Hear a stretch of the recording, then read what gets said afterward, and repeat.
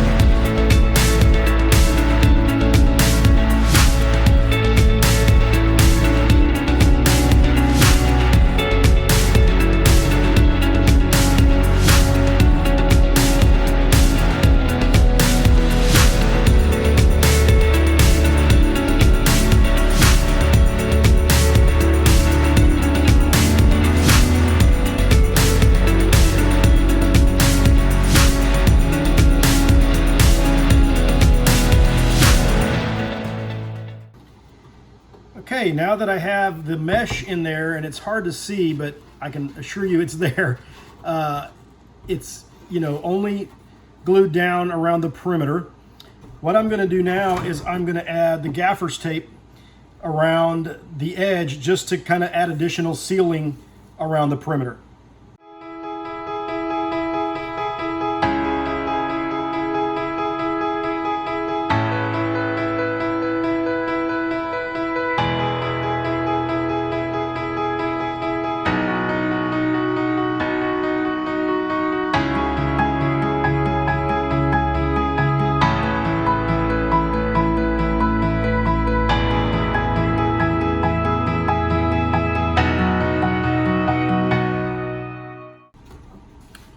All right, so there you have it.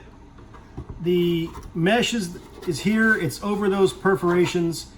I glued the edges with that hot glue that is specific for smooth surfaces like plastics and metal. And then I added gaffer's tape all the way around the perimeter. And we're gonna now put this back into service and see if over time the red wigglers stay in here where they're supposed to, and only the liquid and not the soil and other things drip down. All right, so here's the new tray with the mesh over the perforations. And what I'm going to do is just pour the old one over into it.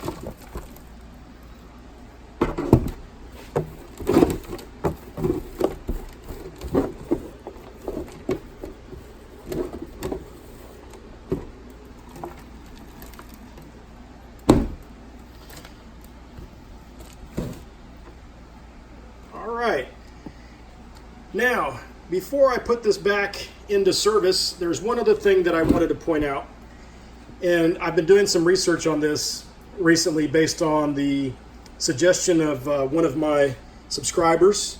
That is, you know, as you start to add the compostable material to your bin, you know, you have some soil in there already, but earthworms and red wigglers have gizzards, just like chickens do. And they use those gizzards to grind up the material and get the nutrients out of it. So one thing that you probably should do to ensure that they have enough material to grind on the food source is to add a little bit of sand.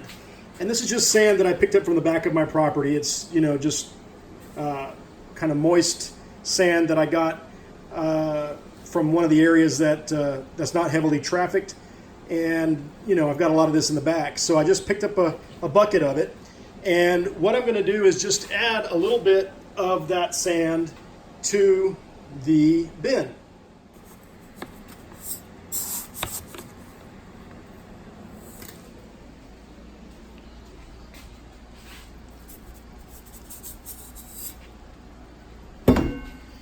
Going to kind of work that into the soil, and that'll give the red wigglers a little something to swallow to help those gizzards grind up the food material that they're processing. So another thing that I read up on, again at the suggestion of one of my subscribers, was to add biochar to my worm bins.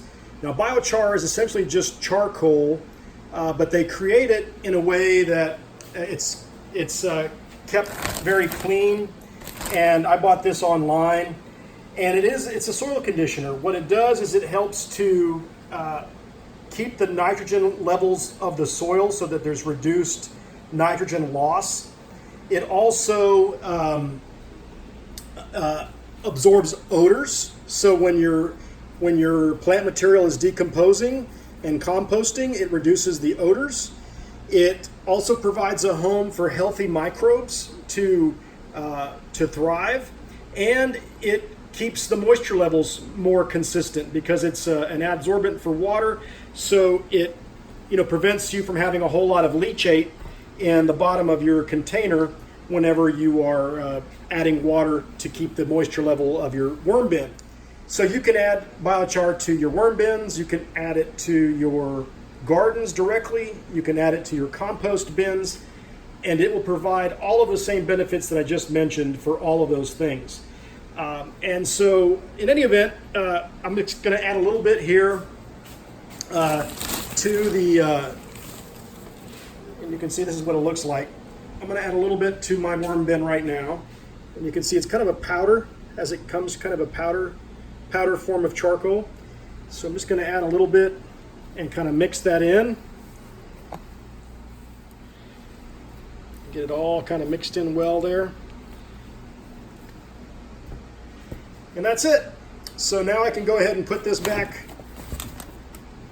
on the catchment system. Put the lid back on. And I can put it back into service.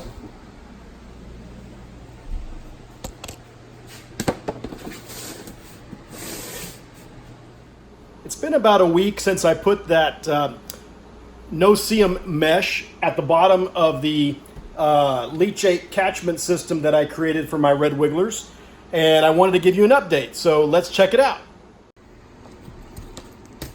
So in terms of whether or not it is allowing the excess liquid to still fall through to the bottom without allowing the red wigglers to fall through, I think it's been a success. As you can see here, there's the excess liquid, and there are, of course, no red wigglers poking their heads through because that mesh that I put prevents them from being able to crawl through it. And I was going to try and pull some back here to show you. So there's the mesh on top of the perforated box, and the mesh seems to be holding up pretty well. I mean, I'm being careful whenever I move the soil around that I don't rip it. But as you recall, I had glued it and taped it to the sides. And so far, you know, it's only been a week, but the tape seems to be holding up, the gaffer's tape. And I also glued it, you know, with that 707 SureBonder glue that I told you about. So I don't think that that mesh is going to come up. The only thing that could possibly go wrong is maybe the tape starts to come undone, in which case I could always replace it. Or if I'm manipulating the dirt somehow and I scrape that mesh, I could create a hole that would allow the red wigglers to get through. But I think it's serving the purpose that I intended, which is to prevent the worms from escaping, but still allow the liquid to fall through. And you know, the mixture here is still staying fairly moist, so it's not allowing, you know, too much liquid to go through. I mean, this has still got, you know, you can see there it's got some compressibility. I don't want to squeeze the worms to death, but it's still staying fairly moist and serving the purpose of draining off any excess leachate. So as far as whether or not my solution worked to put the no-seam mesh on the bottom over top of the perforated food pan, I think it's a thumbs up. Seems to be working fairly well. And of course, I'll continue to monitor this over time, see if that no-seam mesh starts to disintegrate, being exposed to liquid all the time. I don't think it will. I'm not sure what it's made out of. I'm not sure if it's fiberglass or something else, but I think it will hold up. And the only issue, as I mentioned, could be that I accidentally rip a hole in it. And so if I do that, I can always replace it. It's fairly cheap and easy to work with. So I think that this was a good solution for my problem of having my red wigglers escape through those larger perforated holes that I had created. And so I think that this update to my Leachate Catchment system would be deemed a success. And I hope it works for you all too if you end up trying it at your house. So thanks so much for watching, and check out some of my other videos below. Until next time, take care. If you enjoyed this video, please give a thumbs up below. You can also check out one of my other videos here, and stay up to date by subscribing to my YouTube channel right here. Until next time, I'll see you on the ranch.